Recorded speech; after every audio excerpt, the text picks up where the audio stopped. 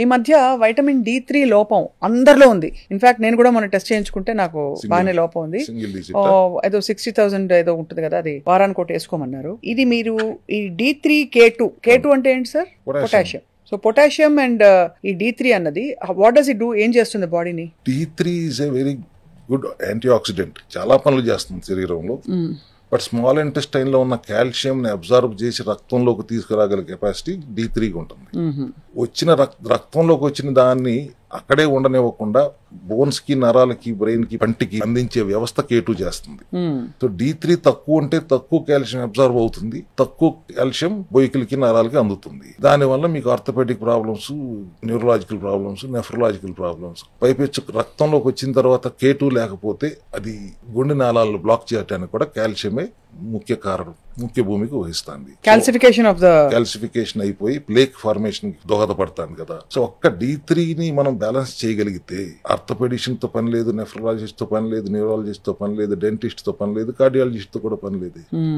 వారానికి ఒక్కసారే వాడమని చెప్తున్నారు కొన్ని ఎల్లోపతి వాళ్ళు. అది కూడా సింథటిక్ వేస్ట్ టాబ్లెట్ ఇస్తున్నారు. మనం లిచిన్ అనే హెర్బ్ నుంచి ఎక్స్ట్రాక్ట్ చేసి బయో అవైలబిలిటీ రోజుకు 10,000 ఇస్తాం మనం. 60,000 వారానికి ఒకసారి ఇచ్చి నువ్వు బయోలాజికల్ రేంజ్ 30 నుంచి 130 వరకు ఉండాలని చెప్తే ఎప్పటికీ మీ ఆ రేంజ్కి అందుకోరు. పైపెచ్చు బాగా నొప్పులతో వెళ్తే 6 లక్షల అయ్యి ఇంజక్షన్ కూడా చేస్తున్నారు వాళ్ళు. వారం రోజులతో ఇంకో 4 లక్షలు, 10 లక్షలు. టాక్సిక్ అయినప్పుడు మీరు 6 లక్షల ఇంజక్షన్ ఎట్లా చేస్తారు?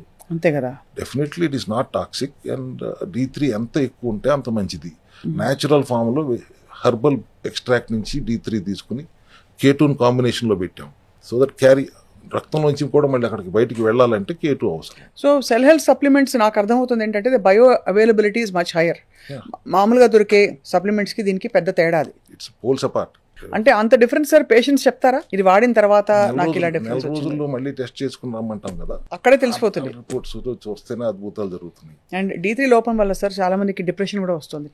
D3 అల్టిమేట్ గా కాల్షియం ఉంది, మీరు కార్డియాలజిస్ట్ దగ్గరికి వెళ్తారు, హార్ట్ బ్లాక్, కొలెస్ట్రాల్ ఎక్కువైపోయింది అంటారు. కానీ అల్టిమేట్ జరుగుతుంది కాల్షియం వలన, కొలెస్ట్రాల్ వలన కాదు మీ హార్ట్ ప్రాబ్లం అని తెలిసినప్పుడు ఆటోమేటిక్ యాంటీ ఆక్సిడెంట్ గా పనిచేసేది brain barrier, gut brain access ని డిస్టర్బ్ చేస్తుంది. So definitely D3 deficiency is a basic problem అందరిలోనూ. ఒకప్పుడు ఉండేది కాదు, కష్టపడి పనిచేసేవారు, ఆడవాళ్ళతో సహా మగవాళ్ళు పొలాలు వెళ్ళి పని నేర్చుకునేవారు, ఎండలో ఉండేవారు, ఎండలో పనిచేసేవారు, శ్రమ చెమట పట్టేలా పనిచేసేవారు. అందుకని అప్పట్లో ఉండేది కాదు. ఇప్పుడు KVR పార్క్ లో చెట్ల కింద రౌండ్ వేసేస్తే D3 రాదు కదా. తప్పనిసరిగా సప్లిమెంటరీ సపోర్ట్ అవసరం ఉంటుంది. మధ్యాహ్నం పూట డాబా మీదకి వెళ్ళి 10 నిమిషాలు కూర్చున్నా కూడా సరిపోదు కదా సార్. టైమింగ్ కూడా మధ్యాహ్నం అల్ట్రా వైలెట్ రేస్ ఎక్స్పోజ్ అవ్వకూడదు, మళ్ళీ అదొక ప్రాబ్లం. అదే మెండప్ మంది వేస్తే మోకాలు నొప్పి వచ్చినట్టు ఇంకో ప్రాబ్లం వస్తుంది దాంతో. అది కాబట్టి ఇవన్నీ ప్రాపర్ గా సైంటిఫిక్ అండర్స్టాండింగ్ తో తీసుకోవడం చాలా అవసరం. D3 K2 how to and K2 కూడా దాంతో కూడా ఉండడం అనేది ఆ కాంబినేషన్ ఎవరు హెల్త్ లో మాత్రమే దొరుకుతుంది. ఎందుకంటే అగైన్ రూట్ కాజ్ కాల్షియం రక్తంలోకి రావటం ఇంపార్టెంట్. వచ్చింది బోన్స్ లోకి చేయాల్సిన పని ఎవరు చేస్తారు? K2 చేస్తుంది. అవును సార్. అందుకని రెండింటిని కాంబినేషన్ పెడితే రిజల్ట్ ఫాస్ట్ గా ఉంటుంది. సార్ పెయిన్ కిల్లర్స్ గురించి ఒకసారి మాట్లాడదాం బిఫోర్ వి వైండ్ అప్. అల్ట్రాసెట్లు, రకరకాల పెయిన్ కిల్లర్స్ మనం వాడుతూ ఉంటాం. ఏదో నొప్పి వస్తే లేదు ఇంకోటి ఏదో వేసుకుంటాం. So pain killers, pain concept ని మీరు ఎలా డీల్ చేస్తారు? అంటే అప్పటికప్పుడు వచ్చిన పెయిన్, తలనొప్పి కావచ్చు, మస్క్యులర్ పెయిన్ కావచ్చు. మస్కోస్కెలిటల్ రిలీఫ్ కి అందరూ అల్ట్రాసెట్ అంటున్నారు, నేను అల్ట్రాసెల్ అంటాను. ఇదేనా? అది ద సేమ్ థింగ్. దాంట్లో వావిలాకు నుంచి ఎక్స్ట్రాక్ట్ చేసిన ఆయిల్, తులసి నుంచి ఎక్స్ట్రాక్ట్ చేసిన ఆయిల్, ఉసిరి నుంచి ఎక్స్ట్రాక్ట్ చేసిన ఆయిల్, కొబ్బరి నూనె, ఈ 4 కాంబినేషన్ లో క్యాప్సిల్ చేస్తే నొప్పి తగ్గుతుంది. తగ్గిపోతుంది వెంటనే అంటే అరగంటలో తగ్గుతుంది. న్యాచురల్ గా జరిగే తతంగం ఇది. మీరు అవన్నీ న్యాచురల్ గా తీసుకోలేరు కాబట్టి ఎక్స్ట్రాక్ట్ చేస్తే బయో అవైలబిలిటీ ఎక్కువ ఉంటుంది కాబట్టి అల్ట్రాసెల్ అని పెట్టాను. ఇట్స్ నాట్ అల్ట్రాసెట్ అనేది మళ్ళీ ఒక సైడ్ ఎఫెక్ట్లు ఉంటాయి వాటికి. గ్యాస్ ఫార్మేషన్ ఉంటుంది, దీనికి గ్యాస్ ఫార్మేషన్ ఉండదు. పైపెచ్చు గ్యాస్ ఉన్న వాళ్ళకి కూడా ఆ గ్యాస్ ప్రాబ్లం నుంచి ముక్తులు చేస్తుంది. It solves gastric problem also along with pain. ఇది SOS తీసుకోవాలి, అంటే నొప్పి వచ్చినప్పుడు తీసుకోవాలి మనం. లేకపోతే మీరు అన్నట్టు ఆ మిగతా పెయిన్ కిల్లర్స్ తో ఒక పెద్ద బెడదేవాడు. ఇప్పుడు డాక్టర్లే చెప్పేస్తారు, అలోపతి డాక్టర్లు, కిడ్నీని వాయించి అవతలు పెడుతుంది ఎక్కువ తీసుకుంటే అని చెప్పి. స్టెరాయిడ్లు కదమ్మా, మార్ఫిన్ లాంటివి అన్ని వెరీ బిగ్ సైడ్ ఎఫెక్ట్లు వస్తాయి. కిడ్నీలు దెబ్బతి ఒకసారి కిడ్నీ దెబ్బతిన్న తర్వాత కిడ్నీని సరి చేయటం 99% నాట్ పాసిబుల్. అదే మిగతా ఏ ఆర్గన్ అయినా మనం సరి చేయొచ్చు, కానీ కిడ్నీని సరి చేయడం చాలా చాలా కష్టం.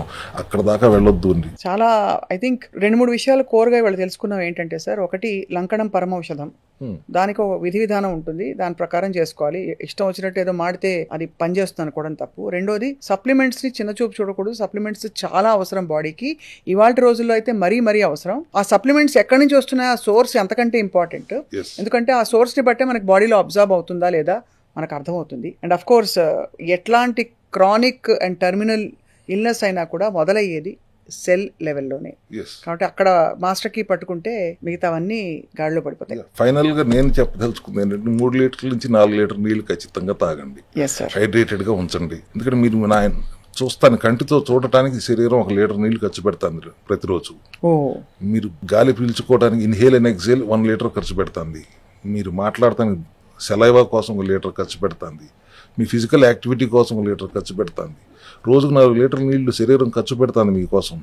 దానికి వెనక్కి ఇచ్చేయాల్సిన బాధ్యత మనకు లేదా? 100% ఉంది సార్. ఎన్ని రోజులు ఖర్చు పెడుతుంది, తర్వాత డిహైడ్రేట్ అవుతుంది, తర్వాత జబ్బులు వస్తాయి. ఒక 3 లీటర్లు 4 లీటర్లు నీళ్లు తాగుతానికి ఏంటి ఇబ్బంది మీకు? అంటే దీని మీద 2 చాలు, మినరల్స్ పోతాయి, రకరకాల అవి చలామణి అయిపోయి. రెండోది బద్ధకం, మూడోది ప్రాపర్ గా అవైలబిలిటీ ఉండకపోవడం, దాని ఇంపార్టెన్స్ తెలియకపోవడం.